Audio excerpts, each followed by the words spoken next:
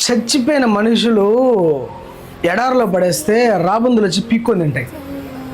అంటే it means మనుషులు కూడా అట్లా ఉంటారని నాకు తెలియదు.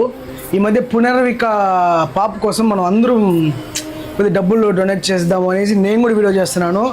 నేను కూడా కలెక్ట్ చేస్తాను. దగ్గర నా ఫోన్పేలో ఒక 20,000 ఒక రోజుకి 10,000 పడుతుంది. సో ఇవంతా చేసి ఒక 10 days తర్వాత మనం వెళ్ళి అక్కడ ప్రొవైడ్ చేద్దాం అనుకున్నాం. బట్ నేను కొన్ని దగ్గర విన్నాను, పునర్విక అనే పాప పేరు అడ్డం పెట్టుకొని వాళ్ళ పర్సనల్ స్కానర్స్ పెట్టి దే మేకింగ్ ఏ మనీ. అంటే సో వాళ్ళకి పునర్వికకి డబ్బులు హెల్ప్ చేద్దామని లేదు, ఈ డబ్బులు తీసుకొని వాళ్ళు ఖర్చు పెట్టుకుంటారు. కంపల్సరీ వీళ్ళందరినీ పట్టుకుంటాను, బయటకు తీస్తాను.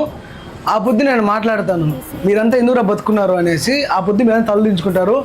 పెద్ద పెద్ద యూట్యూబర్లు కూడా ఉన్నారు దీంట్లో. ఐ విల్ షో ఎవరెవరు ఇట్లా చేస్తున్నారు అనేసి.